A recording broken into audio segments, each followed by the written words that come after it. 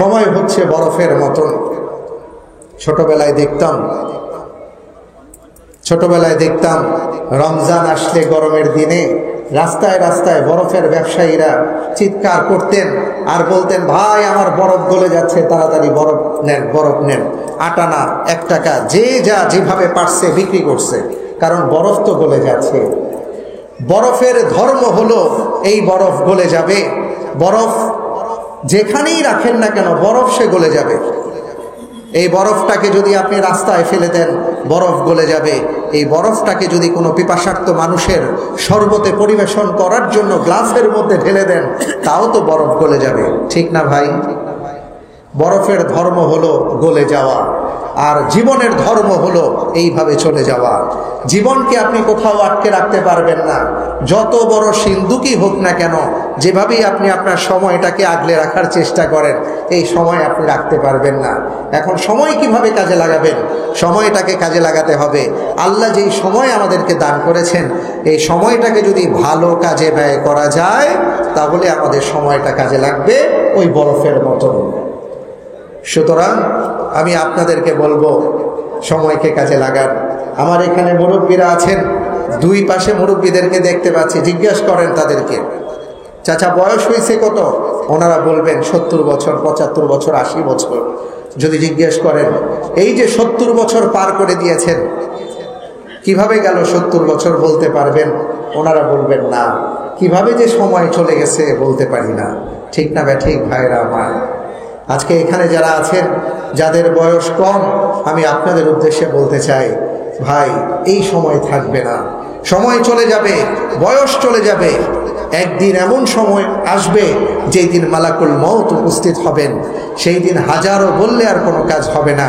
সেই দিন আমরা বলবো ওয়ালা ইউআখিরুল্লাহু নাফসান ইযা জাআ আজালুহা, বলা হবে যদি একটু সময় দেন, একটু সময় যদি আমাকে দেন আমি ভালো হয়ে যাব। কিন্তু সেই দিন আর কোনো সময় দেওয়া হবে না। তাই আল্লাহ রাব্বুল আলামিনের কাছে দোয়া করি, আল্লাহ তাআলা যেন আমাদের জীবনের প্রতিটা মুহূর্তকে ভালো কাজে ব্যয় করার তৌফিক দান করেন। জোরে বলেন আমিন। ভাইরা আমার, আল্লাহ তাআলা আমাদের দুনিয়াতে পাঠিয়েছেন আশরাফুল মাখলুকাত করে। আমাদেরকে তিনি শ্রেষ্ঠত্ব দান করেছেন, তিনি আমাদেরকে মর্যাদা দিয়েছেন। আপনারা জানেন আল্লাহ তাআলা যখন আমাদেরকে সৃষ্টি করেন, অর্থাৎ আমাদের আদি পিতা আদম আলাইহিস সালামকে যখন সৃষ্টি করেন, তখন ফেরেশতারা বলেছিলেন তার আগে, ওয়ানাহনু নুসাব্বিহু বিহামদিকা ওয়া নুকদ্দিসু লাক। আয় আল্লাহ তাআলা, কেন আপনি তাদেরকে সৃষ্টি করবেন? আপনার গুণকীর্তন করার জন্য, আপনার পবিত্রতা বর্ণনা করার জন্য তো আমরাই যথেষ্ট। আল্লাহ রাব্বুল আলামিন বলেছেন, ইন্নী আ'লামু মা লা তা'লামুন, আমি যা জানি তোমরা তা জানো না। সুতরাং আমার সিদ্ধান্ত হলো আমি পৃথিবীতে আদম আলাইহিস সালামের মাধ্যমে মানব জাতিকে পাঠাবো, আর এই মানব জাতিকে আমি শ্রেষ্ঠত্ব দিব। আল্লাহ বলেছেন ওয়ালাকাদ কাররামনা বানি আদম, আমি বনি আদমকে সম্মানিত করেছি। জোরে বলেন সুবহানাল্লাহ।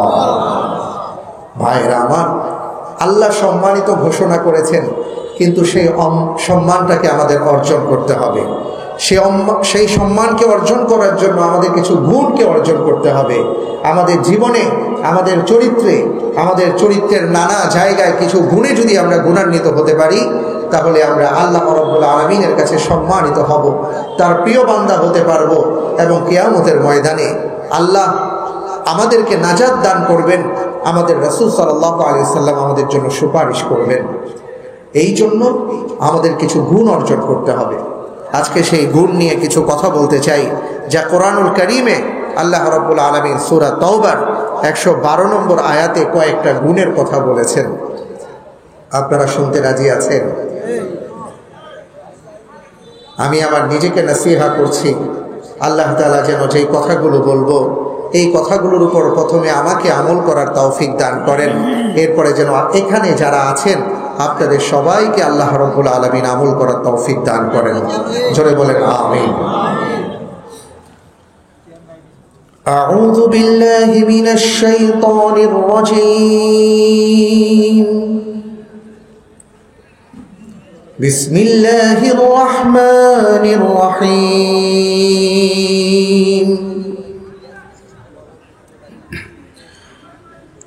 التائبون العابدون الحامدون السائحون الراكعون الساجدون الآمرون بالمعروف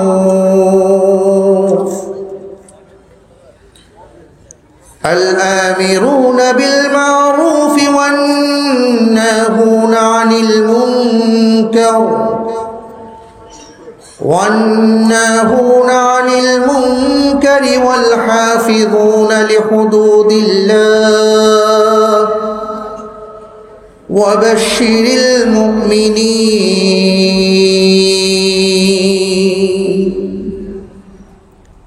صدق الله العظيم সূরা তাওবার 112 নম্বর আয়াত। এই আয়াতে আল্লাহ রাব্বুল আলামিন আমাদেরকে কয়েকটি গুণে গুণান্বিত হওয়ার কথা বলেছেন। যদি আমরা এই গুণগুলো অর্জন করতে পারি, এই আচরণগুলো, আল্লাহর দেয়া বিধানগুলো যদি আমাদের চরিত্রে বাস্তবায়ন করতে পারি, তাহলে আল্লাহর প্রিয় হতে পারবো। এখানে যারা আছেন আমাকে বলেন, আমরা কারা চাই আল্লাহর প্রিয় বান্দা হতে? আল্লাহ আমাদের সবাইকে কবুল করুন। কারা কারা আল্লাহর প্রিয় বান্দা হতে চান? আল্লাহুম্মা আমিন। আল্লাহ আমাদের সবাইকে কবুল করুন, আমিন। আল্লাহর প্রিয় বান্দা হতে চাইলে এখানে কয়েকটা গুণের কথা বলা হয়েছে, এই গুণগুলো আমাদের অর্জন করতে হবে। আল্লাহ তাআলা প্রথমেই বলেছেন আত্তাইবুন, আপনাকে আমাকে তওবাকারী হতে হবে, আল্লাহর কাছে তওবাকারী হতে হবে। আল্লাহ রাব্বুল আলামিন তওবাকারীকে পছন্দ করেন। ভাইরা আমার, আজকের সমাজে আমাদের অনেকে মনে করেন তওবা মানে হলো আমি শুধু অপরাধ করব, আর অপরাধ থেকে ফিরে আসার জন্য গালের মধ্যে হাত দিয়ে বলবো তওবা তওবা, আর জীবনে করব না, আস্তাগফিরুল্লাহ, আবার সেই আকাম করা শুরু করব। এটার নাম কি তওবা নাকি? তওবা হলো ফিরে আসার নাম, তওবা হলো লজ্জিত হওয়ার নাম, তওবা হলো যে অপরাধ করেছি সেই অপরাধের জন্য আল্লাহর কাছে কান্নাকাটি করার নাম, তওবা হলো অনুশোচনার নাম, যে রব্বুল আলামিন যা করেছি জীবনে আর কোনোদিন করব না, এটার জন্য এমনভাবে সংকল্প করা যতদিন বেঁচে থাকবে আল্লাহর এই বান্দা সেই অপরাধ আর কোনোদিন করবে না। জোরে বলেন সুবহানাল্লাহ। একজন মহিলা সাহাবার ক্ষেত্রে হাদিসের মধ্যে আসছে, আল্লাহর রাসূল সাল্লাল্লাহু আলাইহি ওয়াসাল্লামের কাছে মহিলা সাহাবা আসলেন, এসে বললেন, ইয়া রাসূলুল্লাহ, আমার দ্বারা এমন একটা অপরাধ ঘটে গেছে, আমি আল্লাহর কাছে তওবা করতে চাই, আমি নিজেকে পুত পবিত্র করতে চাই, আমাকে পবিত্র করেন। লক্ষ্য করেন ভাইরা আমার, মহিলা সাহাবীকে আল্লাহর রাসূল জিজ্ঞেস করলেন, আপনি কি করেছেন? ওই সাহাবী বললেন, ইয়া রাসূলুল্লাহ, আমার দ্বারা ব্যভিচার হয়ে গেছে, আপনি আমাকে পবিত্র করেন। আল্লাহ রাসূল সাল্লাল্লাহু আলাইহি ওয়াসাল্লাম এই কথা শোনার সাথে সাথে ওনার চেহারা মোবারক ঘুরায় নিলেন, আরেক দিকে উনি মুখ ফিরায় নিলেন। ওই সাহাবী এবার ওদিকে গিয়ে বললেন, ইয়া রাসূলুল্লাহ, আমি তো খেয়ানত করে ফেলেছি, আপনি আমাকে পবিত্র করেন। আল্লাহর রাসূল চেহারা ঘুরিয়ে নিয়ে আবার আরেক দিকে মুখ করলেন। ওই নারী আবার আরেক দিকে আল্লাহর রাসূলের দিকে ফিরে বললেন, ইয়া রাসূলুল্লাহ, আমি তো অপরাধ করে ফেলেছি, আমাকে আপনি পবিত্র করেন। আল্লাহর রাসূল বললেন, তুমি যে যা বলছো এটা কি বুঝতে পারছো? তুমি কি বলছো? তুমি কি জানো এই কথার জন্য তোমার কি দণ্ডবিধি হবে? ওই নারী সাহাবা বললেন, ইয়া রাসূলুল্লাহ, আমি জানি আমার কি শাস্তি হবে, আমি ভালো করেই বুঝতে পারছি, কিন্তু আমি এমনভাবে তওবা করতে চাই যাতে করে আল্লাহ রাব্বুল আলামিন আমার তওবাকে কবুল করেন, কিয়ামতের ময়দানে আমি আল্লাহর দরবারে তওবাকারী হিসাবে উঠতে পারি। সুবহানাল্লাহ। রাসূল সাল্লাল্লাহু আলাইহি ওয়াসাল্লাম বললেন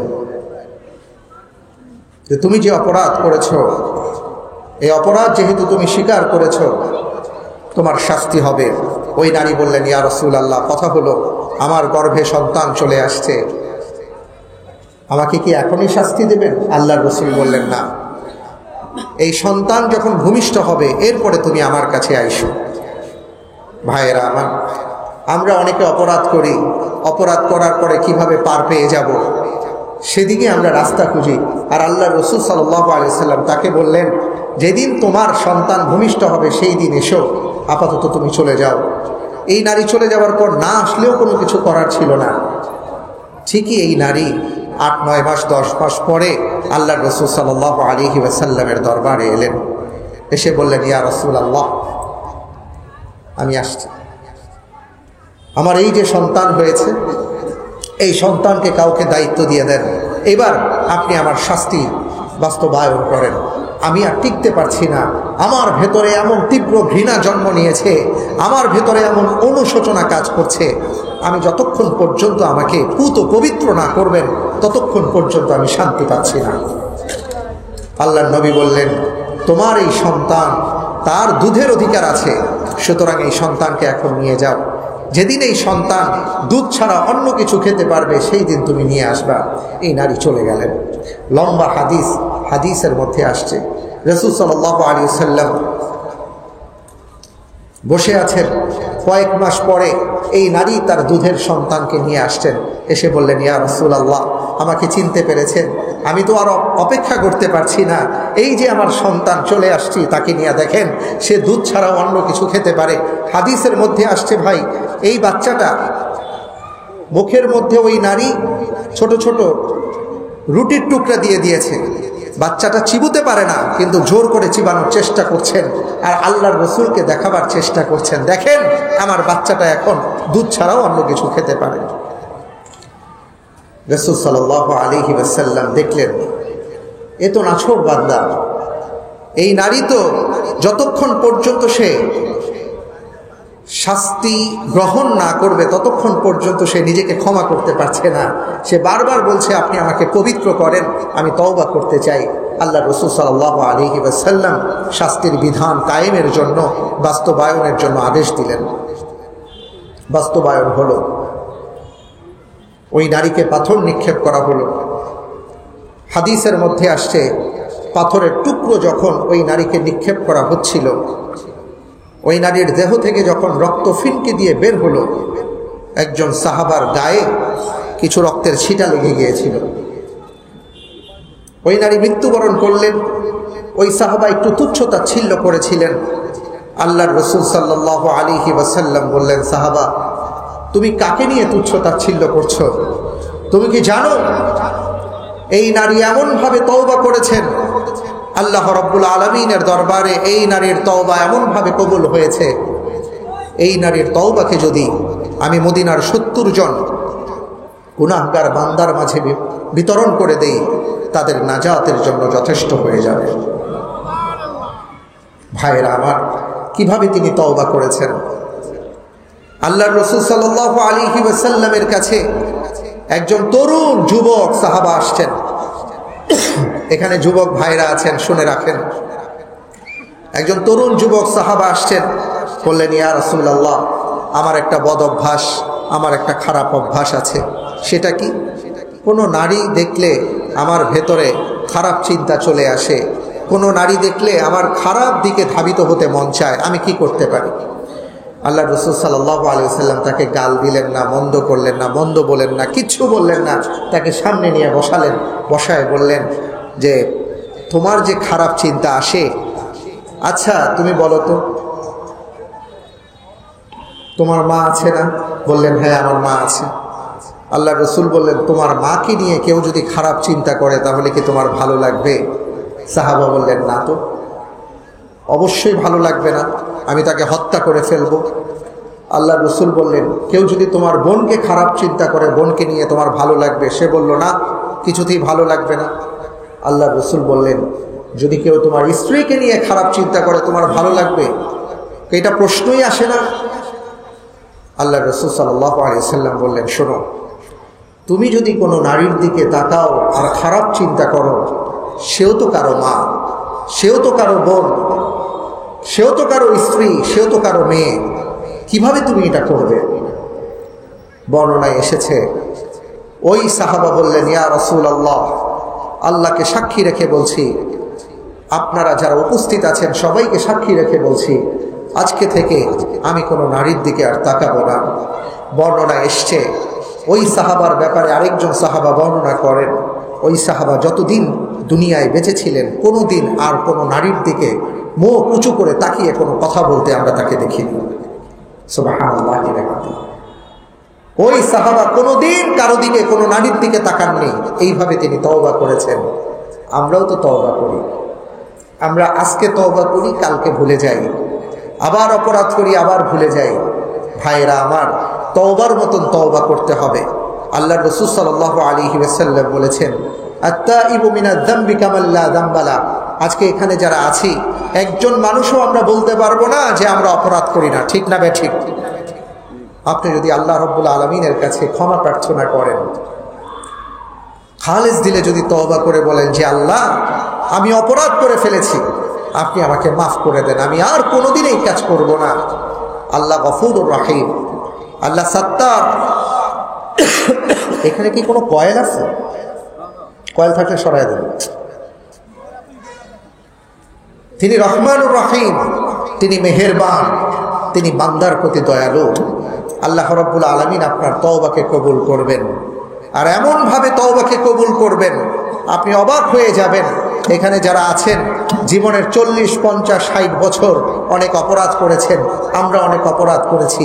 সত্যিকার অর্থে যদি আমরা তওবা করতে পারি, হাদিসে আসছে রাসূল সাল্লাল্লাহু আলাইহি ওয়াসাল্লাম বলেছেন যে আল্লাহ তাআলা তওবাকারীর তওবাকে যখন কবুল করেন, আল্লাহ এতটা খুশি হন, এতটা খুশি হন, যেই খুশি আমরা কেউ কল্পনাও করতে পারি না। কোরআনে কারীমের মধ্যে আসছে, ইল্লা মান তাবা ওয়া আমানা ওয়া আমিলা আমালান সালিহা ফাউলাইকা ইউবাদদিলুল্লাহু সাইয়্যাতিহিম হাসানাত। আল্লাহ রাব্বুল আলামিন বলেন যে ওই বান্দার তওবাকে আল্লাহ এমনভাবে কবুল করেন, আর সে যদি তওবা করে, ভালো কাজ করে, আল্লাহর প্রতি ঈমান আনে, আল্লাহ তাআলা তার অপরাধগুলোকে সওয়াব দিয়ে পরিবর্তন করে দেন। জোরে বলেন সুবহানাল্লাহ। এর মানেটা কি? এটা কেমন বিষয়? আল্লাহ কেমন খুশি হন? ওই হাদিসটা বলার আগে আমি একটা বাস্তব বিষয় আপনাদেরকে বলার চেষ্টা করি, তাহলে হাদিসটা বুঝতে সুবিধা হবে। স্বামী আর স্ত্রী মধুর সংসার, বিয়ে হয়েছে, বিয়ের পর থেকে তারা আল্লাহর কাছে দোয়া করছেন, আল্লাহ একটা সন্তান দান করেন। এত সম্পদ, এই সম্পদ কার কাছে রেখে যাব? একটা সুসন্তান দান করেন। স্বামী স্ত্রী আল্লাহর কাছে দোয়া করেন, সন্তান তখনও হচ্ছে না। 1 বছর, 2 বছর, 5 বছর, 10 বছর, বিয়ের 20 বছরের মাথায় আল্লাহ রাব্বুল আলামিন তাদের দোয়া কবুল করেছেন, তাদেরকে একটা ফুটফুটে সন্তান, পুত্র সন্তান দান করলেন। এই সন্তান একটু একটু করে বড় হচ্ছে।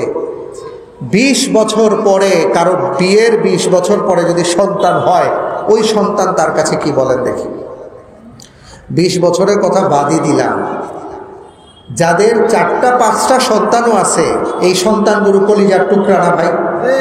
হ্যাঁ, আপনারা সবাই তো অনেকে এখানে বাবা আছেন, আপনাদের সন্তান আপনাদের কাছে কি? কলিজার টুকরা। আপনার সন্তান যেন ব্যথা না পায়, হাঁটতে গেলে সেদিকে আপনার নজর থাকে, কি খাইলো না খাইলো এদিকে আপনার নজর থাকে। আপনার নিজের খবর নাই, কিন্তু সন্তান নিয়ে আপনি ব্যতিব্যস্ত, এটাই স্বাভাবিক। ওই দম্পতি 20 বছরের মাথায় সন্তান পেয়ে মহা খুশি। এই সন্তানকে লালন পালন করলেন, বয়স হলো 5 বছর। এই সন্তান বায়না ধরেছে, বাবা আমার খুব শখ, আমি একটু মেলায় যাব, আমাকে মেলায় নিয়ে যান। বাবা বললেন চলো মেলায় নিয়ে যাই। মেলাতে সন্তানকে নিয়ে গেছেন, লক্ষ লক্ষ মানুষ মেলার মধ্যে। ছেলেকে নিয়ে ঢুকছেন, হঠাৎ করে হাত থেকে ছেলের হাতটা ছুটে গেছে। বাবা তাকায় দেখেন, কিরে পিছনে তো সন্তান দেখে না। এবার তো বাবা পাগল হয়ে গেলেন, আনাচে কানাচে খোঁজা শুরু করলেন, ঘোষণা দিলেন, পত্রপত্রিকা দিলেন, মিডিয়ার মধ্যে প্রচার করলেন। এমন কোনো জায়গা নেই, এমন কোনো অবস্থা নেই এই সন্তানকে খুঁজে পাওয়ার জন্য চেষ্টা করেন নাই, কিন্তু সন্তান আর খুঁজে পাচ্ছেন না। সন্তানকে তিনি হারায় ফেলছেন। তখন ওই বাবার কেমন লাগবে? এই বাবা সন্তানকে খুঁজতে খুঁজতে পাগলের মতন হয়ে গেলেন, আর মা তো একেবারে বিছানায় শয্যাশায়ী, খাওয়া দাওয়া সব বন্ধ। 1 দিন 2 দিন 3 দিন করতে করতে 1 মাস 2 মাস 5 মাস 6 মাস চলে গেছে, সন্তানের কোনো খোঁজ পেলেন না। আল্লাহ 20 বছর পর সন্তান দিয়েছেন, ওই সন্তান 5 বছরের মাথায় চলে গেছে। ওই পরিবারের অবস্থা কি চিন্তা করতে পারেন? তারা সন্তানের আশা ছেড়ে দিয়েছেন, পাগলের মতন হয়ে গেছেন। রাত 2টার সময়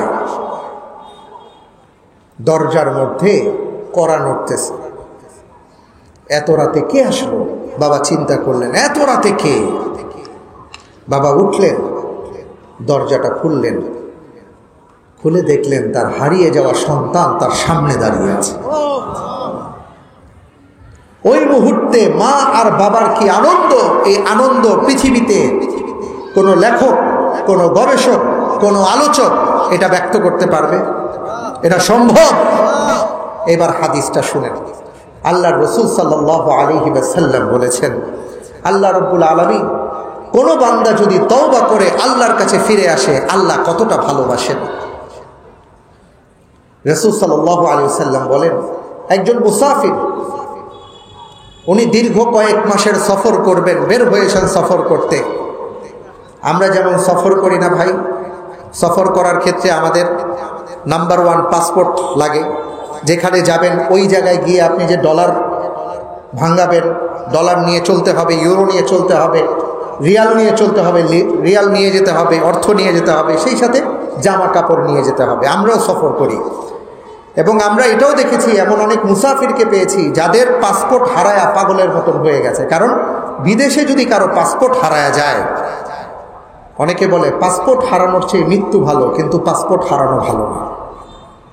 পাসপোর্ট হারাইছে তো সব হারাইছে। আল্লাহ রাসূল সাল্লাল্লাহু আলাইহি ওয়াসাল্লাম বলেন, এমন একজন মুসাফির কয়েক মাসের সফরের জন্য তিনি বের হয়েছেন, তার একমাত্র বাহন সে উট নিয়েছে, উটের মধ্যে জামা কাপড় 2-3 মাসের খাবার খাদ্য সব দিয়েছে। দেওয়ার পরে এই উট নিয়ে সে রওনা হয়েছে। সে মরুভূমির পর মরুভূমি হাঁটতেছে উটটা। আশেপাশে মানুষজন দেখা যায় না, বালু আর বালু, কোথায় পানি আছে এটা কেউ জানে না, উট ছাড়া কেউ বলতে পারে না। ওই মশকের মধ্যে কিছু পানি তিনি রেখেছেন, উটের মধ্যে আছে, প্রয়োজনে তিনি সেখানে ব্যবহার করবেন। হাঁটতে হাঁটতে এক পর্যায়ে তিনি ক্লান্ত হয়ে গেলেন, উট ক্লান্ত হয়ে গেল, তিনি বিশ্রাম নেওয়ার জন্য একটু শুয়ে পড়লেন, ঘুমিয়ে পড়লেন। ঘুম থেকে উঠার পরে দেখলেন তার উটটা হারায় গেছে, তার সামনে নাই। এটা কিন্তু হাদিস বলতেছি আমি। আল্লাহ রাসূল সাল্লাল্লাহু আলাইহি সাল্লাম বললেন, ওই মুসাফির তাকায় দেখে তার উট নাই। ধুধু মরুভূমি, যেদিকে তাকায় বালু আর বালু, মানুষজন, তৃণলতা, কিচ্ছু নাই, পানি নাই, খাবার নাই। ওই জায়গায় উট না থাকা মানে হলো সাক্ষাৎ মৃত্যু। এই লোক এবার উটকে খুঁজতে খুঁজতে খুঁজতে খুঁজতে খুঁজতে খুঁজতে হয়রান হয়ে গেল, পেরেশান, অস্থির হয়ে একটা পর্যায়ে বেহুশ হয়ে পড়ে গেল। সে বুঝলো আমার বাঁচার আর কোনো উপায় নাই, আমি আমার উট হারিয়ে ফেলেছি, মানে হলো আমার সব শেষ। কারণ আমি রাস্তাও চিনি না, কোথায় পানি আছে তাও জানি না, আমার কোনো খাবার নাই, ধুলা ঝড় থেকে বাঁচার জন্য কোনো কাপড় নাই, রাতে ঠান্ডার জন্য শীত বস্ত্র নাই, কিছুই নাই, সব উটের মধ্যে ছিল। উট নাই তো আমি নাই। এই লোক যখন বেহুশ হয়ে পড়ে গেল, অনেকক্ষণ পর তার হুঁশ ফিরে এলো। হুঁশ ফিরে আসার পরে তাকায়া দেখে যে উটটাকে তিনি খুঁজতে খুঁজতে খুঁজতে খুঁজতে অবশেষে বেহুশ হয়ে পড়ে গিয়েছিলেন, সেই হারানো উট তার সামনে দাঁড়িয়ে আছে। জোরে বলেন সুবহানাল্লাহ। এখন এই লোকটা কেমন খুশি হবে? আল্লাহর রাসূল সাল্লাল্লাহু আলাইহি ওয়াসাল্লাম হাদিসের ভাষায় বললেন কি জানেন?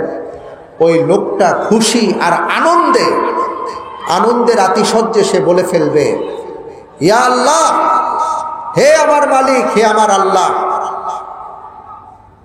আপনি আমার গোলাম, আমি আপনার মালিক। খুশিতে সে উল্টা কথা বলে ফেলছে। আমরা অনেক সময় এমন হয় না, আনন্দে কি বলে ফেলছে যে মাথা ঠিক ছিল না। ওই লোকের আনন্দে মাথা ঠিক নাই, সে বলে ফেলছে, হে আল্লাহ, আপনি আমার গোলাম, আমি আপনার মালিক। রাসূল সাল্লাল্লাহু আলাইহি ওয়াসাল্লাম বলেন, এটা ওই উটের মালিক উট খুঁজে পাওয়ার পরে আনন্দের আতিশয্যে এই কথাটা বলে ফেলেছে।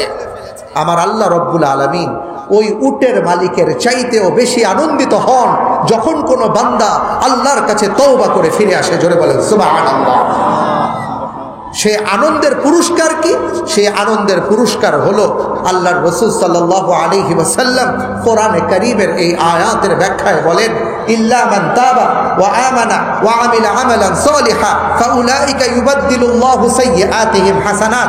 আল্লাহর কোনো বান্দা হতে পারে 10 বছর, 40 বছর, 50 বছর, 60 বছর, 70 বছর হয়ে গেছে, আল্লাহরে চিনে নাই, আল্লাহরে বুঝে নাই, আল্লাহর কাছে ফিরে আসে নাই। হঠাৎ করে তার ভেতরে অনুভূতি জাগ্রত হয়েছে, রাতের অন্ধকারে সে হয়তো দাঁড়িয়ে বলেছে, রব্বুল আলামিন, আমি তো অপরাধ করে ফেলেছি, আমি তো বুঝতে পারি নাই, আমি আজকে বুঝতে পেরেছি, আমি ফিরে এলাম তোমার কাছে, তুমি আমারে মাফ করে দাও। 70 বছর ধরে তুমি আমাকে ডেকেছো, তোমার আহ্বানকে আমি প্রত্যাখ্যান করেছি, কিন্তু আজকে আমি তোমার কাছে ফিরে এসেছি মাওলা, তুমি আমাকে মাফ করে দাও। আল্লাহর রাসূল বলেন, ওই আল্লাহর বান্দা যখন এইভাবে আল্লাহর কাছে ফিরে আসবে, তওবা করবে, রব্বুল আলামিনের পক্ষ থেকে ওই বান্দার জন্য ঘোষণা হলো, বান্দারে, তুই যে 70 বছর ধরে অপরাধ করেছিস, গুনাহ করেছিস, সেই গুনাহগুলোকে আমি মাফ করে দিলাম। শুধু তাই নয়, এখানেই শেষ না, আমি তোর গুনাহ মাফ করে দিয়ে ওই জায়গাটাকে খালি রাখলাম না, ওই জায়গাটাকে আমি ব্ল্যাঙ্ক রাখি নাই, বরং ওই জায়গা 70 বছর ধরে তুই যেই গুনাহ করেছিস, ওই গুনার জায়গায় আমি আল্লাহ তোকে সওয়াব দিয়ে ভরপুর করে দিলাম। ভাইরা আমার, বুঝতে পেরেছেন আল্লাহর কাছে তওবা করলে কতটা ফায়দা? এই জন্য রাসূল আকরাম সাল্লাল্লাহু আলাইহি ওয়াসাল্লামের হাদিস হলো, তিনি প্রত্যেক দিন দিনে 70 বার, আরেকটা বর্ণনায় আসছে 100 বারের চাইতে বেশি আল্লাহর কাছে তওবা ইস্তিগফার করতেন। ওনার তো কোনো গুনাহ ছিল না, উনি তো বেগুনাহ মাসুম ছিলেন, এরপরেও কেন তিনি আল্লাহর কাছে তওবা করেছেন, ইস্তিগফার করেছেন? ওনার মর্যাদা আল্লাহর কাছে বেড়েছে। ওনার মতন বেগুনাহ মাসুম, সর্বকালের সর্বশ্রেষ্ঠ মহামানব মুহাম্মদুর রাসূল সাল্লাল্লাহু আলাইহি ওয়াসাল্লাম যদি 100 বারের চাইতে বেশি তওবা করতে পারেন, তাহলে আমার আপনার কি করা উচিত বলেন? এবার নিজেকে জিজ্ঞেস করেন, আমি আমার নিজেকে জিজ্ঞেস করি, আমি দিনে কয়বার আল্লাহর কাছে তওবা করি, কয়বার ইস্তিগফার করি, কয়বার আল্লাহর কাছে ক্ষমা প্রার্থনা করি?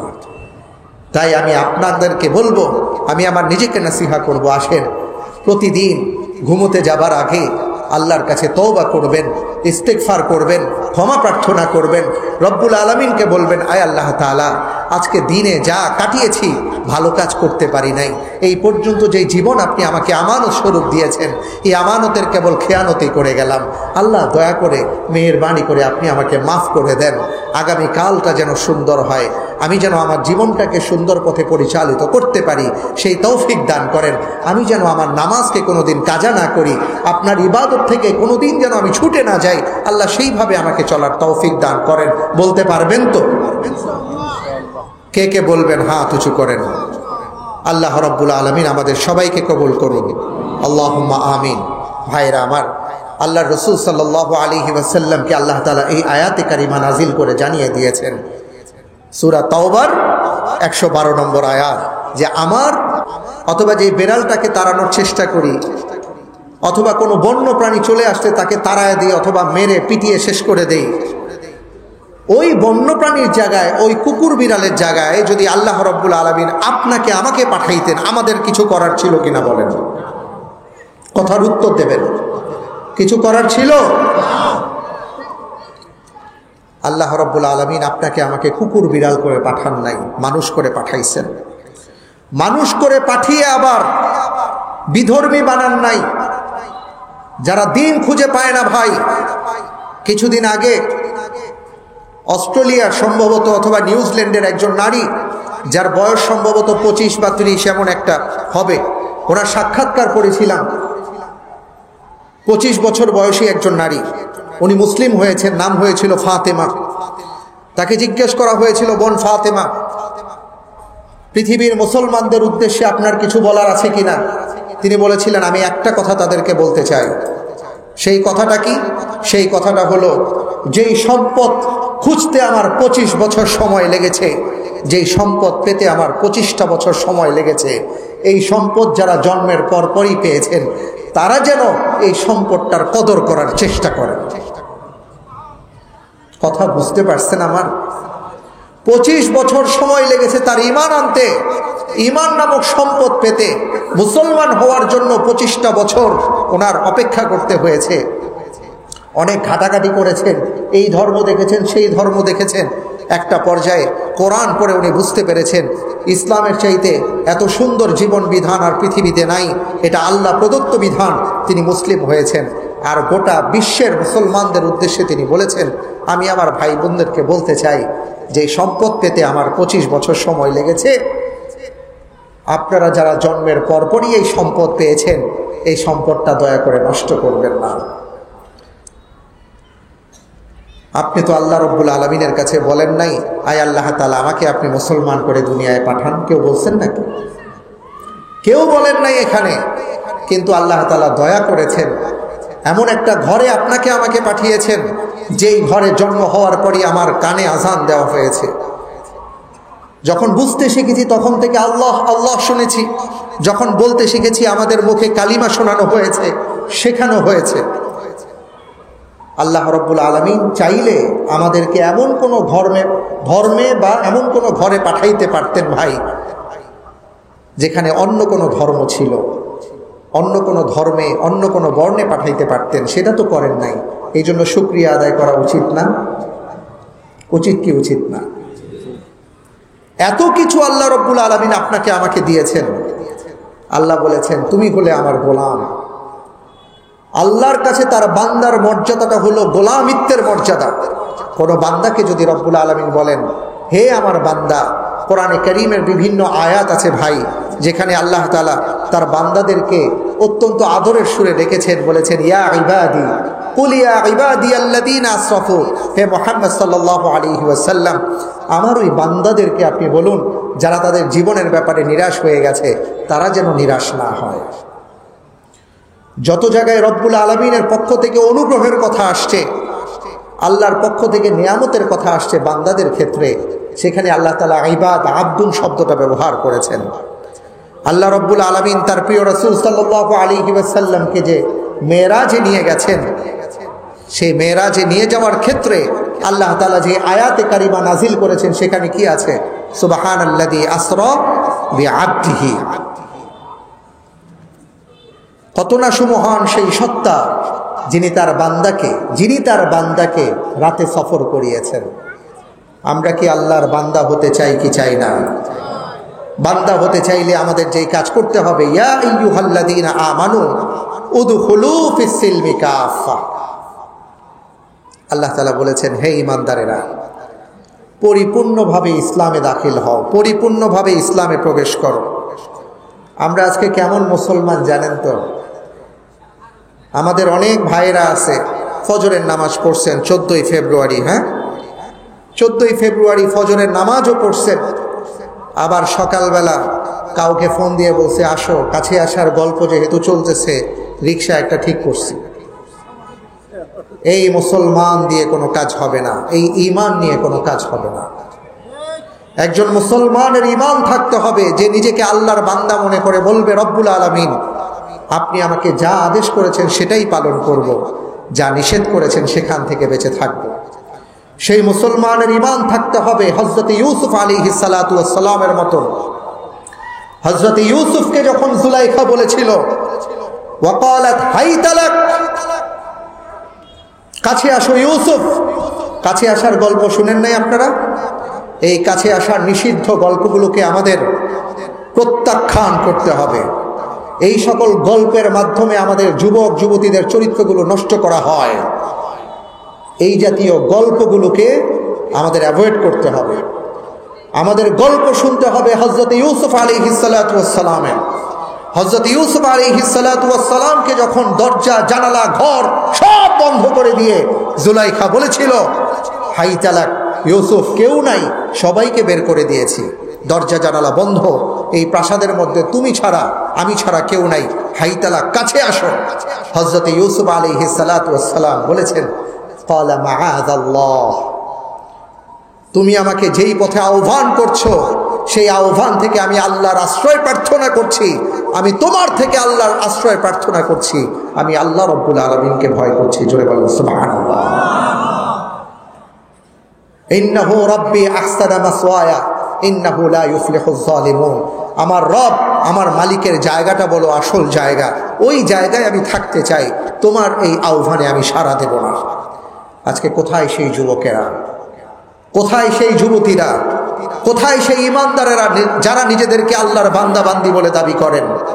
একদিকে নামাজ পড়েন, একদিকে আল্লাহর কথা বলেন, একদিকে দিন পালন করেন বলেন, আবার আরেক দিকে এইভাবে এই দিবস আর সেই দিবস পালন করে অবৈধ কাজ করেন, গুনাহ পাপ করেন, এইভাবে অশ্লীলতার দিকে ধাবিত হন। আপনার এই ঈমান কিয়ামতের ময়দানে কোনো কাজে আসবে না ভাই। রাসূল সাল্লাল্লাহু আলাইহি ওয়াসাল্লাম আমাদেরকে একটা হাদিস শুনিয়েছেন। অনেক ভাইয়েরা আসেন, অনেক যুবকেরা আসেন, অনেক যুবকরা আমাদেরকে প্রশ্ন করে যে শায়েখ দোয়া করবেন, আল্লাহ যেন দোয়া কবুল করেন। আল্লাহর কাছে দোয়া করতেছি, দোয়া তো কবুল হয় না। আমি আজকে আপনাদেরকে দোয়ার গোপন ফর্মুলা দিয়ে দিচ্ছি, দোয়া কবুলের গোপন ফর্মুলা। যাদের দোয়া কবুল হয় না মনে করেন, যুবকদেরকে বলছি, দোয়া কবুলের গোপন ফর্মুলা জেনে নেন। আল্লাহর রাসূল সাল্লাল্লাহু আলাইহি ওয়াসাল্লাম আমাদেরকে সেই কথা জানিয়েছেন। হাদিসের মধ্যে আসছে, আপনারা শুনেছেন একটা হাদিস, একটা বিখ্যাত হাদিস, যে হাদিসের মধ্যে 3 জন যুবকের কথা আসছে। ওই 3 জন যুবক গুহার মধ্যে আটকা পড়ে গিয়েছিলেন। শুনছেন এই হাদিস আপনারা? গুহার মধ্যে আটকা পড়ে গেছেন। হঠাৎ করে গুহার মুখে বিশাল পাথর এসে গুহার মুখ বন্ধ করে দিছে। ওনারা সবাই বুঝছেন হাজারো চিৎকার করলে, চেঁচামেচি করলে, কাউকে ডাকলে কোনো কাজ হবে না। কেউ জানে না, পৃথিবীর কেউ জানে না এখানে 3 জন মানুষ আটকা পড়ে আছে। ওই 3 জন যুবক বলল যে একটা কাজ করি, আসেন আল্লাহর দরবারে দোয়া করি। আল্লাহ রাব্বুল আলামিন যদি আমাদের দোয়াটাকে কবুল করেন, তাহলেই কেবল এই গুহার মুখ থেকে আমরা বের হতে পারবো, নয়তো বের হতে পারবো না। এই 3 জন যুবক আল্লাহ রাব্বুল আলামিনের কাছে দোয়া করেছিলেন তাদের ভালো কাজের উসিলা দিয়া। এর মধ্যে একজন যুবক বলেছিলেন, রব্বুল আলামিন আমার কথা কি বলবো, আমি একসময় খুব জীর্ণ শীর্ণ অবস্থায় ছিলাম, আমার কোনো অর্থকড়ি ছিল না, আমি দরিদ্র ছিলাম। এখানে অনেক যুবকেরা আছেন না, টাকা পয়সা নাই, অর্থ কষ্টে আছেন, চাকরি করছেন খুব কম পয়সার, অথবা চাকরি বাকরি হয় না, চেষ্টা করতেছেন, আছে না নাই? আছে, এমন অনেকেই আছেন। শুনেন, ওই যুবক বললেন, রব্বুল আলামিন আমি এমন একটা অবস্থায় ছিলাম যে আমার কোনো অর্থকড়ি ছিল না, আমি খুব দরিদ্র ছিলাম। আমি আমার চাচাতো বোনকে পছন্দ করতাম, ভালোবাসতাম। আমি আমার চাচাকে গিয়ে বললাম, চাচা আমি আপনার মেয়েকে বিয়ে করতে চাই, আপনি রাজি থাকলে বিয়ের ব্যবস্থা করেন। চাচা সেই বিয়ের প্রস্তাবকে প্রত্যাখ্যান করলেন, বললেন তোমার কিছুই নাই, তোমার কাছে কেন মেয়ে দেব? ওই যুবক বললেন, আল্লাহ রাব্বুল আলামিন পরবর্তীতে আমাকে অনেক ধন সম্পদ দিয়েছেন, এমন ধন সম্পদ দিলেন ওই এলাকার মধ্যে সবচেয়ে বড় ধনী আমি হয়ে গেলাম। এক সময় আমার এলাকার মধ্যে দুর্ভিক্ষ দেখা দিল। ওই দুর্ভিক্ষের সময় বিভিন্ন মানুষ আসছে আমার কাছে সাহায্য চাইতে, আমি সবাইকে সাহায্য করলাম। সাহায্য করার একটা পর্যায়ে দেখলাম আমি যাকে ভালোবাসতাম সেই নারী আমার সামনে। সে এসে বলতেছে, আমার পরিবারে খুব অর্থ কষ্ট চলতেছে, ভাই যদি পারেন আমাকে সাহায্য করেন। এই মেয়েকে দেখে আমার পেছনের ভালোবাসার কথা আবার উছলে উঠল, মনে পড়ল। আমি ভাবলাম এই তো সুযোগ, এই সুযোগ আর হাতছাড়া করা যায় না। এবার সেই নারীকে বললাম, আমি তোমাকে খুশি করে দিব, শর্ত একটাই, আমাকেও খুশি করতে হবে। আমার স্পেশাল কামরায় যাও, অপেক্ষা করো, আমি আসতেছি। লোকজনকে বিদায় করে দিয়ে আমি আমার স্পেশাল রুমে গেলাম। ওই নারীকে বললাম, তোমার যা যা দরকার সব দিয়ে দিব, কিন্তু বিনিময়ে আমি তোমাকে চাই। এই কথা বলে এই যুবক বললেন, আয় আল্লাহ তাআলা, আমি যখন আমার সেই চাচাতো বোনের হাত ধরলাম, আমার চাচাতো বোন বললেন, ইয়া আখি ইত্তাকিল্লাহ ইন্নাল্লাহা সুবহানাহু ওয়া তাআলা ক্বাদ ইয়ারাকুম। হে আমার ভাই, আল্লাহকে ভয় করো, নিশ্চয়ই আমার আল্লাহ রাব্বুল আলামিন আমাদেরকে দেখছেন, আল্লাহকে ভয় করো। এই কথা বলার সাথে সাথে আমার পশম দাঁড়িয়ে গেল, আমি থরথর করে কাঁপতে লাগলাম। আল্লাহর কাছে তওবা করলাম, ইস্তিগফার করলাম। রব্বুল আলামিন আপনার কাছে ইস্তিগফার করে আমি আমার সেই চাচাতো বোনকে যা যা দরকার সব দিয়ে তাদেরকে বিদায় করে দিলাম। রব্বুল আলামিন, আমি যদি ওই কাজটা, ওই নারীকে যদি আপনার ভয়ে তাকে ছেড়ে দিতে পারি, এটা যদি আপনার সন্তুষ্টির জন্য আমি করে থাকি, আজকের এই বিপদের দিনে আপনি আমাকে রক্ষা করেন।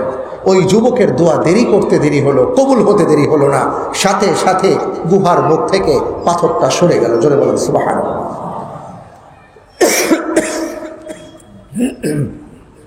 ভাইরা আমার, আজকে যাদের দোয়া কবুল হয় না, আমি আপনাদেরকে বলবো আল্লাহকে ভয় করে চলেন।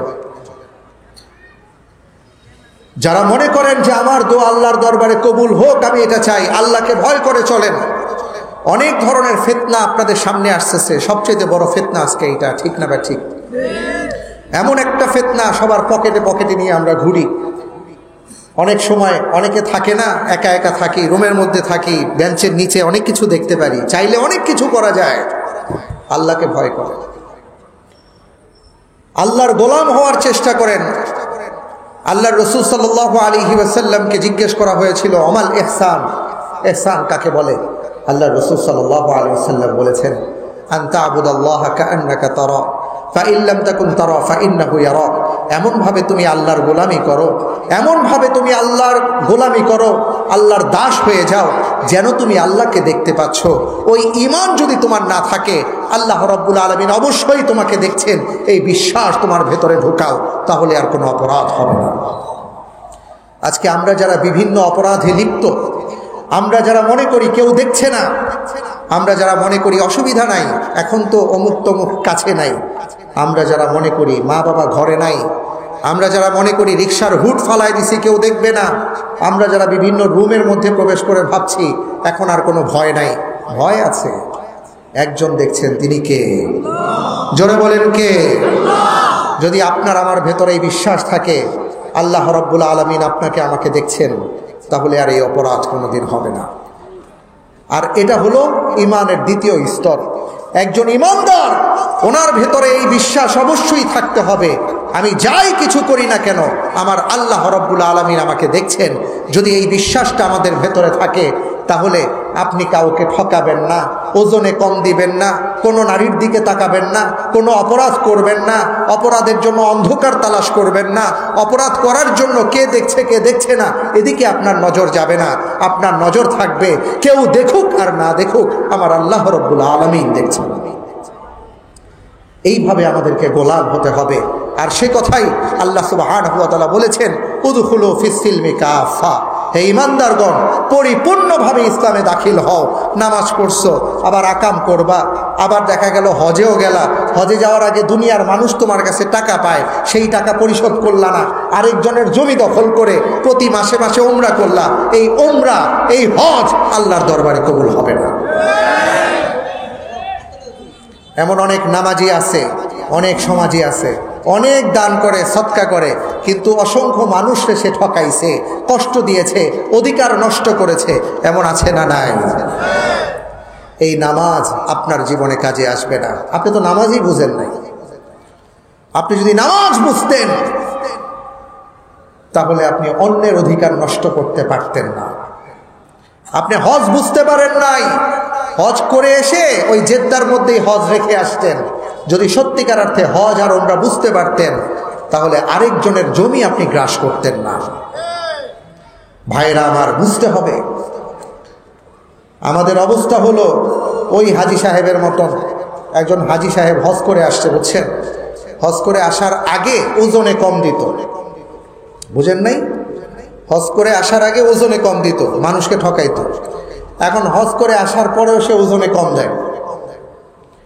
তো এখন আবার মনে করেন হজ করে আসছে, টুপি টাপি লাগায়া পাঞ্জাবি পুঞ্জাবি পইরা মানুষে ঠকায়। তো এখন দোকানদার বলতেছে, হাজি সাহেব এইটা কি কাজ করতেছেন? হজে যাওয়ার আগে মানুষকে ঠকাইছেন, এইটা ঠিক ছিল, হজে থেকে ফিরে আইসে আবার মানুষকে ঠকান, এইটা কেমন কথা? মাথায় টুপি দিছেন, গায়ের মধ্যে পাঞ্জাবি পায়জামা আছে। এবার হাজি সাহেব তার দোকানের কর্মচারীরা ধমক দিয়ে বলে, বেশি বুঝিস না, এই যে টুপিটা, এই টুপিটা মক্কার টুপি না, এটা বাইতুল মুকাররম থেকে কিনে নিয়ে আসছে। উনি বুঝাইতে চাচ্ছে মক্কার টুপি মাথায় দিয়া 2 নাম্বারই করলে সমস্যা আছে, তো বাইতুল মুকাররমের টুপি মাথায় দিলে সমস্যা নেই। এই হলো আমাদের হজ।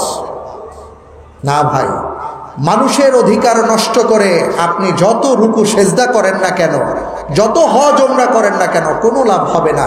কিয়ামতের ময়দানে পাই পাই করে আপনাকে হিসাব দিতে হবে। হাদিসের মধ্যে আসছে, কন্তারা নামক একটা জায়গা আছে। কেমন? রাসূল সাল্লাল্লাহু আলাইহি ওয়াসাল্লাম এইভাবে সাহাবাদেরকে নিয়ে বসে আছেন। তিনি বললেন, আতা'লামুনা মানিল মুফলিস, হে সাহাবায়ে কেরাম, তোমরা কি জানো যে মুফলিস কাকে বলে? সাহাবায়ে কেরাম বললেন, নাম ইয়া রাসূলুল্লাহ, মান লাম ইয়াকুল লাহু দিনার ওয়ালা দিরহাম ওয়া হুয়া মুফলিস, যার কাছে দিনার দিরহাম নাই তারই মুফলিস বলে। মুফলিস মানে হলো দেউলিয়া, আমাদের বাংলা ভাষায় যাদেরকে দেউলিয়া বলে, যার কোনো টাকা পয়সা নাই, ব্যাংক ব্যালেন্স নাই, যার সমস্ত সম্পত্তি ক্রোক করে ব্যাংক নিয়ে গেছে, কিচ্ছু নাই, নিঃস্ব, তাকে বলে মুফলিস। আল্লাহ রাসূল সাল্লাল্লাহু আলাইহি ওয়াসাল্লাম বললেন, না না না, তাকে মুফলিস বলে না। আসল মুফলিস হলো সেই ব্যক্তি যে কিয়ামতের ময়দানে অনেক আমল নিয়ে উঠবে আল্লাহর দরবারে। তার আমল যখন ওজন করা হবে, দেখা যাবে ওজনের পাল্লা, নেকের পাল্লা ভারী হয়ে গেছে। সে আনন্দিত, সে বুঝবে আহ জান্নাত পেয়ে গেছে। সে জান্নাতের দিকে রওনা হয়ে যাবে। একটার পর একটা স্টেপ বাই স্টেপ তার বিভিন্ন স্টপেজ আছে, সব স্টপেজ পার হয়ে পুলসিরাত পার হয়ে জান্নাত দেখা যায়। দূর থেকে জান্নাত দেখা যায়। মাঝখানে একটা জায়গা আছে, নাম হলো কন্তারা। ওই জায়গায় আসবে, জান্নাত দেখতেছে, দরজা দেখতেছে, আর একটু হলে দরজায় ঢুকবে। ওই মুহূর্তে কিছু মানুষ তাকে ধরে ফেলবে, ভাই কই যান? ও ভাই দৌড়ায় যাচ্ছেন কোথায়? উনি বলবে যে আমি তো জান্নাতে যেতেছি। ভাই জান্নাতে যাবেন ঠিক আছে, আমার পাওনাটা দিবেন না? কিসের পাওনা? ভাই ভুলে গেছেন, আমি আপনার রিক্সা চালক ছিলাম, ভাড়া ছিল 100 টাকা, 50 টাকা দিয়া আর 50 টাকা না দিয়ে একটা গালে থাপ্পড় দিয়েছিলেন। আপনার অনেক ক্ষমতা ছিল তো, এই জন্য একটা থাপ্পড় দিয়ে গেছিলেন গা, বাকি 50 টাকা দেন। আরেকজন এসে দাঁড়াবে, ও ভাই কোথায় যান? পাওনা দিয়ে যান। কিসের পাওনা? ভাই আপনি তো আমার প্রতিবেশী ছিলেন, আপনার ভয়ে কোনো কথা বলতে পারতাম না, আমার জায়গা জমি সব আপনি দখল করে নিয়েছিলেন, কিছুই বলতে পারি নাই, আমার জায়গা জমি দেন। ভাই হাদিসের মধ্যে আসছে এইভাবে একটার পর একটা অভিযোগ আসতে থাকবে, তাকে ঘিরে ধরা হবে, আল্লাহ রব্বুল আলামিনের কাছে নালিশ জানানো হবে, রব্বুল আলামিনের পক্ষ থেকে জিজ্ঞেস করা হবে, আচ্ছা কি অবস্থা বলো?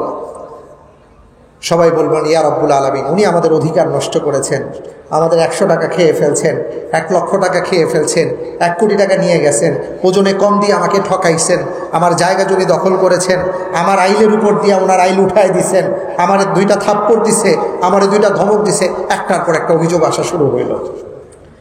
এই পরিপ্রেক্ষিতে তাকে জিজ্ঞেস করা হবে, ঘটনা কি সত্য? সে স্বীকার করে বলবে, রব্বুল আলামিন ঘটনা তো সত্য। তাহলে কি করা?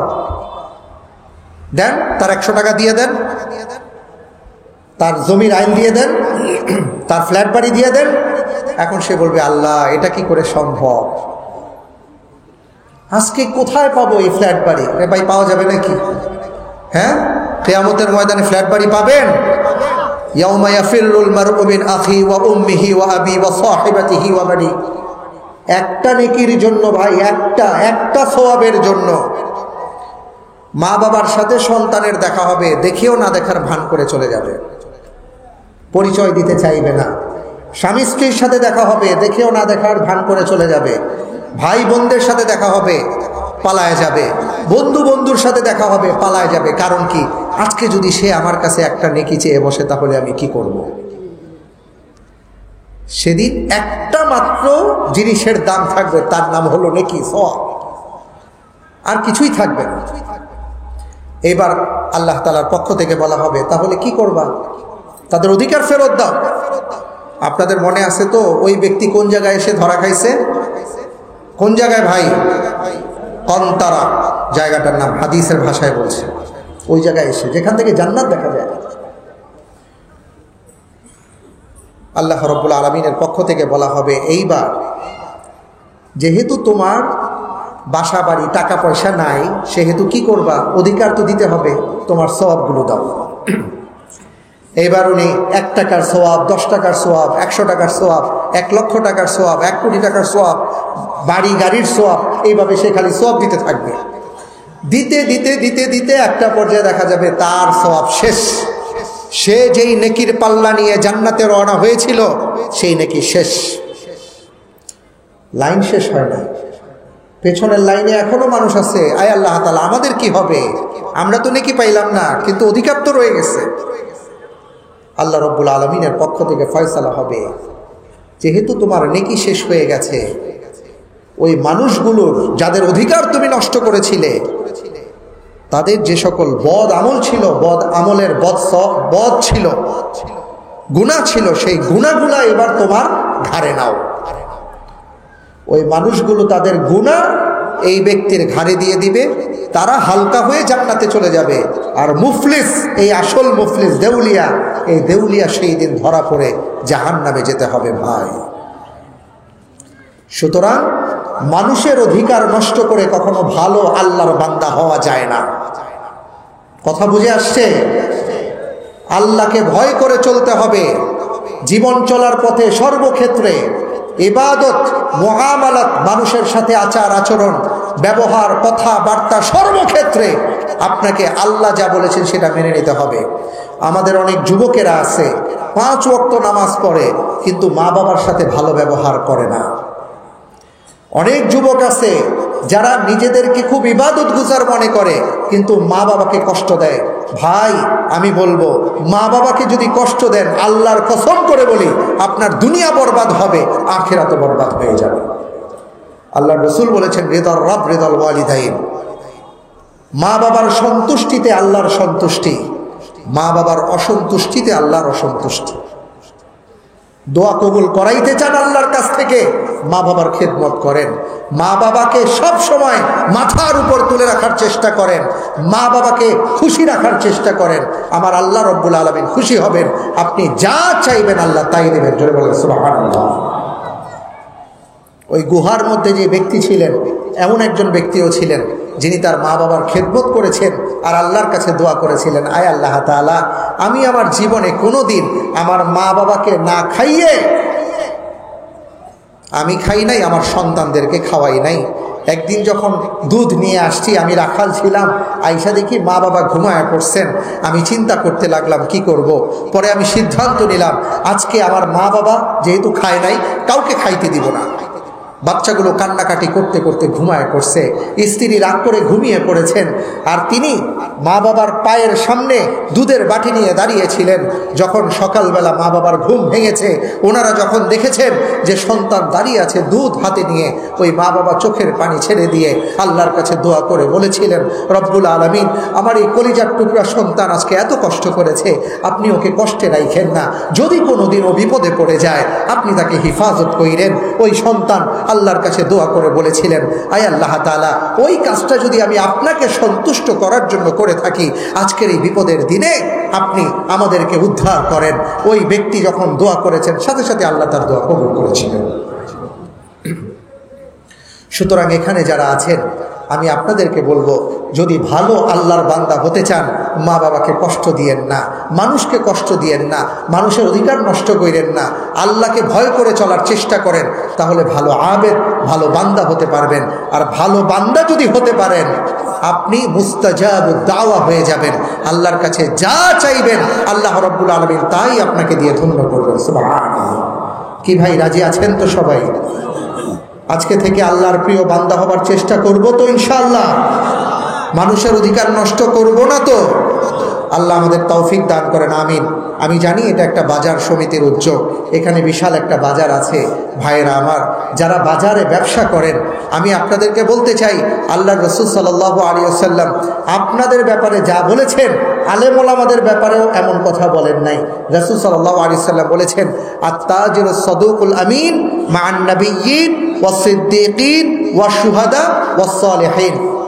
একজন সৎ আমানতদার ব্যবসায়ী, যিনি সততার সাথে ব্যবসা করবেন, আমানতের খেয়ানত করবেন না, যিনি তার ক্রেতাকে ঠকাবেন না, ওজনে কম দিবেন না, মাপে কম দিবেন না, ঠকাকে না ঠকিয়ে তাকে ইনসাফপূর্ণ তার সাথে যদি ব্যবহার করতে পারেন, আল্লাহর রাসূল সাল্লাল্লাহু আলাইহি ওয়াসাল্লাম বলেন, ওই আমানতদার সৎ ব্যবসায়ী কিয়ামতের ময়দানে আল্লাহর 4 জন বা 4 শ্রেণীর যে ভিভিআইপি পার্সন থাকবে, নবী, শহীদ এবং সত্যবাদী লোক, এবং যারা সালেহ সততার সাথে জীবনযাপন করেছেন, ওই 4 শ্রেণীর লোকদের সাথে ওই ব্যবসায়ীদের হাসর নাসর হবে।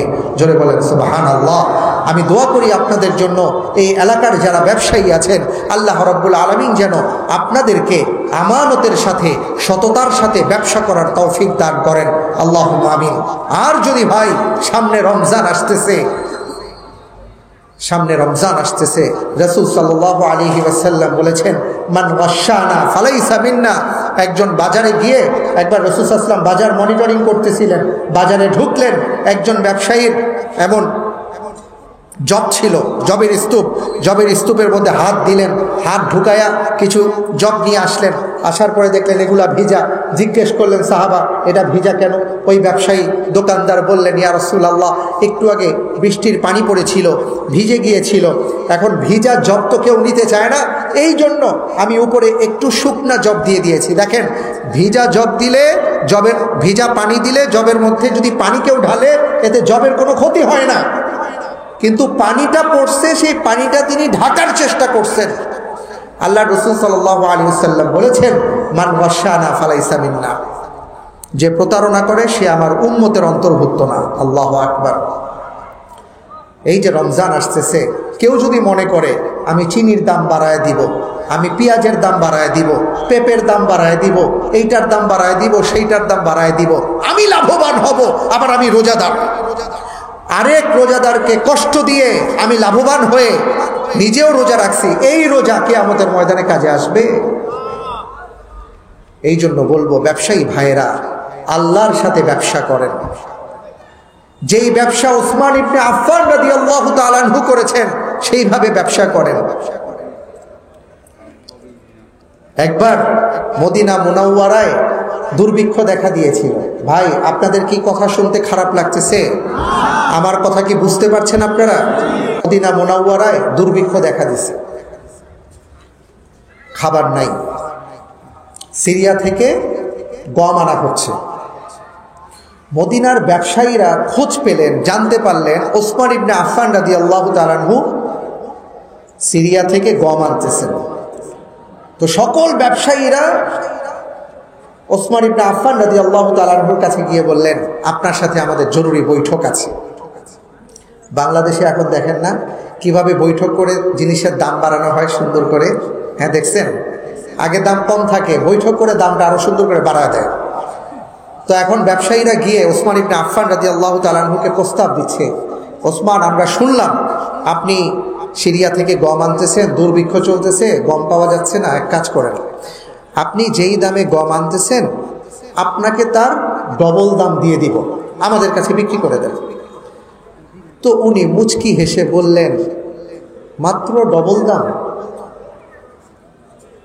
তো এরা বলল, কেন, কম হয়ে গেছে? ঠিক আছে, আরো 1 গুণ বাড়ায় দিব। তো উনি কোনো কথা বলেন না। ব্যবসায়ীরা বলতেছে যে এটাও কি কম হইল নাকি? আরেকজন ব্যবসায়ী বলল, আচ্ছা ঠিক আছে, যান, আপনি যেই দরে ক্রয় করছেন তার 7 গুণ বাড়ায় দিন। ওসমান ইবনে আফফান রাদিয়াল্লাহু তাআলা আনহু বলেন যে, ভাই, আপনি 7 গুণ বলতেছেন, আমি তো এমন একজন ব্যবসায়ীর সাথে ব্যবসা করতে যাচ্ছি, উনি তো আমার 700 গুণ বেশি দিতেছে। কত গুণ বেশি? 700 গুণ বেশি দিলেন। সবাই বলে, সর্বনাশ, এত বড় ব্যবসায়ীকে আপনার পণ্য 700 গুণ বেশি দিয়ে ক্রয় করে নিবে কে? সে হযরত ওসমান ইবনে আফফান রাদিয়াল্লাহু তাআলা আনহু বললেন, তিনি হলেন আমার আল্লাহ সুবহানাহু ওয়া তাআলা। আমি আল্লাহর সাথে ব্যবসা করব, আমি যা গম নিয়ে আসতেছি সমস্ত গম মদিনা মুনাওয়ারার অধিবাসীদের মাঝে আমি বন্টন করে দিব। আমার আল্লাহর ওয়াদা অনুপাতে, কোরআনের ওয়াদা অনুপাতে ন্যূনতম তিনি আমাকে 700 গুণ। আল্লাহ রাব্বুল আলামিন আমাদেরকে যেন এইভাবে আল্লাহর বান্দা হওয়ার তৌফিক দান করেন। আমরা সর্বক্ষেত্রে যেন এটা মাথায় রাখতে পারি, কেউ দেখুক আর না দেখুক, কে দেখছেন? জোরে বলেন কে? চিৎকার করে বলেন কে? আল্লাহ রাব্বুল আলামিন দেখছেন। এটা হলো 2 নাম্বার গুণ। 3 নাম্বার গুণ হলো আল হামিদুন।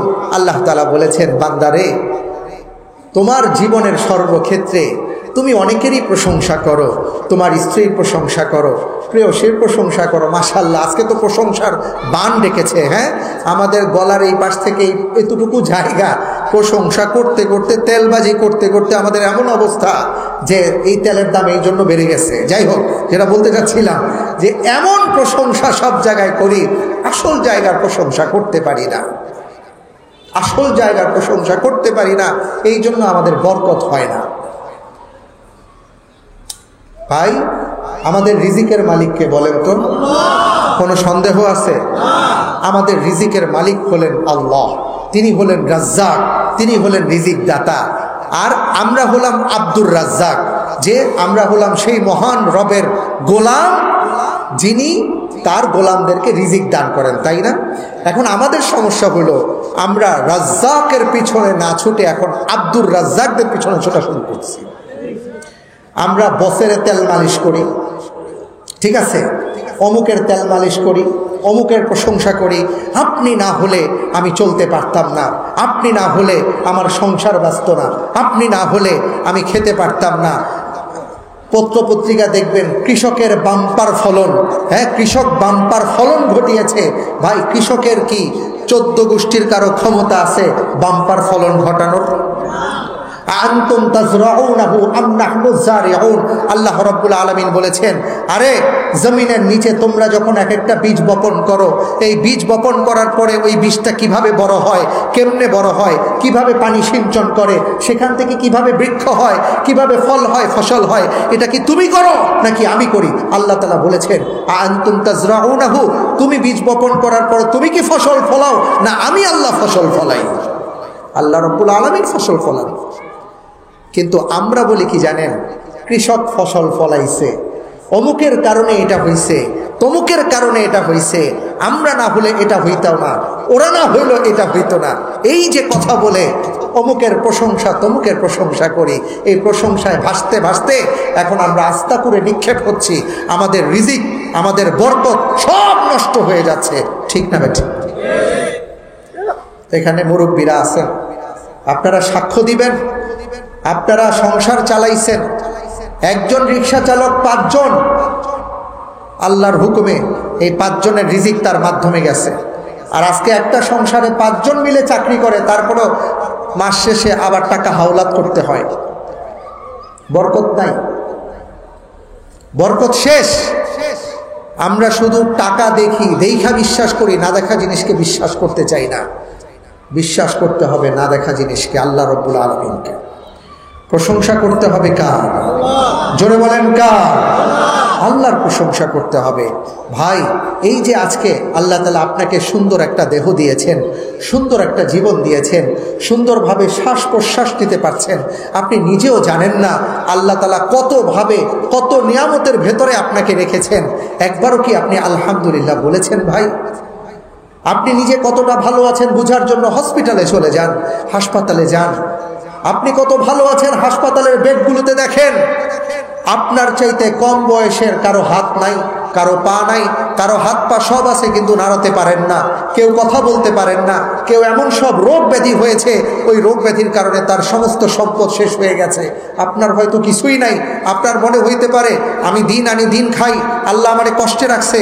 ভাই, আপনি ওই মানুষটার কাছে যান যার লক্ষ লক্ষ কোটি কোটি টাকা ইনকাম, কিন্তু অসুস্থতার কারণে তার সমস্ত ইনকাম সব ওই ওষুধের পিছনে যায়। আপনি তার দিকে তাকান, দেখবেন, বুঝবেন আল্লাহ তাআলা আপনাকে কতটা ভালো রাখছেন। আমরা আলহামদুলিল্লাহ বলতে পারি না ভাই। আমরা সবার ক্ষেত্রে প্রশংসা করি, আল্লাহর ক্ষেত্রে প্রশংসা করতে পারি না। একজন আল্লাহর বান্দা, উনি যখন সকালবেলা ফজরের নামাজ পড়ে তার দরজাটা, জানলাটা খুলছেন, খুলে দেখলেন তার সামনে রাস্তার পাশে একজন হকার বসে হাঁটতেছে, ডাকতেছে, আসুন আসুন আমার জিনিস ক্রয় করুন। তিনি বললেন, আল্লাহ আপনাকে অনেক অনেক শুকরিয়া, আলহামদুলিল্লাহ যে সকাল হতে না হতেই আমাকে এইভাবে হকারের মতন বের হতে হয় নাই। তিনি নিচের দিকে তাকিয়ে আল্লাহর দরবারে শুকরিয়া আদায় করলেন। হকার যখন জিনিসপত্র বিক্রি করছেন, হঠাৎ করে দেখলেন একজন মানুষ তার সামনে পাগলের মতন হেঁটে হেঁটে যাচ্ছে। হকার বলল, রব্বুল আলামিন আপনার কাছে শুকরিয়া, আপনি আমাকে এই পাগলের মতন বানান নাই, যদি পাগল হতাম তাহলে তো রাস্তায় রাস্তায় ঘুরতে হতো, সেই তুলনায় আপনি আমাকে কত ভালো রাখছেন। ওই পাগলের সামনে দিয়ে একটা অ্যাম্বুলেন্স যাচ্ছে। পাগল বললেন, রব্বুল আলামিন আপনার দরবারে শুকরিয়া, আমার মাথায় সিট থাকতে পারে, সমস্যা থাকতে পারে, কিন্তু অ্যাম্বুলেন্সের বেডে যিনি শুয়ে আছেন তার মতন অবস্থা আপনি আমাকে করেন নাই।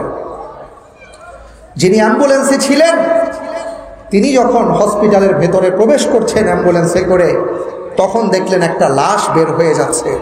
তিনি বললেন, আয় আল্লাহ তাআলা, আপনার দরবারে লাখো কোটি শুকরিয়া, কারণ এখনো পর্যন্ত আপনি আমার জীবন রেখেছেন, আমার শ্বাস প্রশ্বাস চলছে, আমি এখনো পর্যন্ত আলহামদুলিল্লাহ বলতে পারি, সুবহানাল্লাহ বলতে পারি, আল্লাহু আকবার বলতে পারি, কিন্তু যেই মানুষটা দুনিয়া ছেড়ে বিদায় নিয়ে চলে গেছে সে এখন আর এটা বলতে পারে না।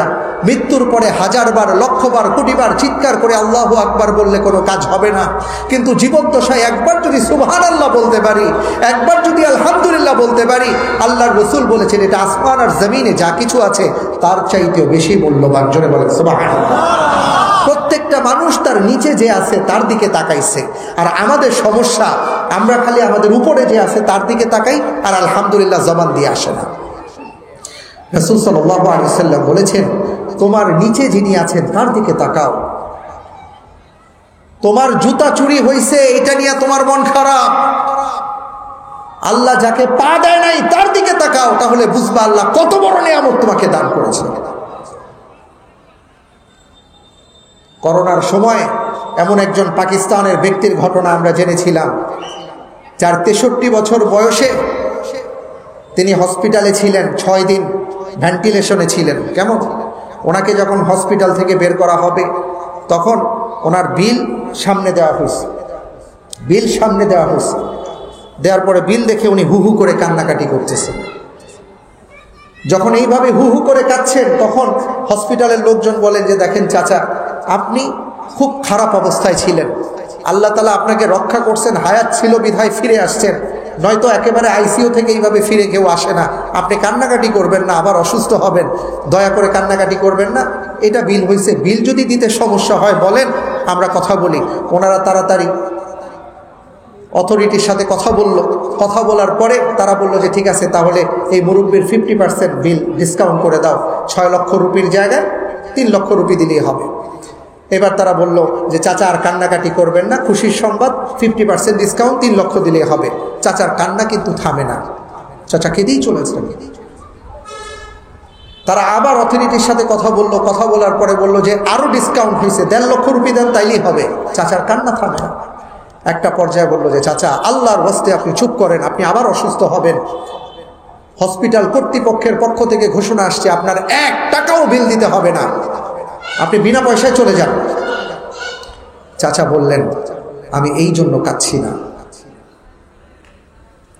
আমি এই জন্য কান্না করছি না, আমার 63 বছর বয়সের জন্ম থেকে এই পর্যন্ত আল্লাহ আমাকে সুস্থ রাখছেন।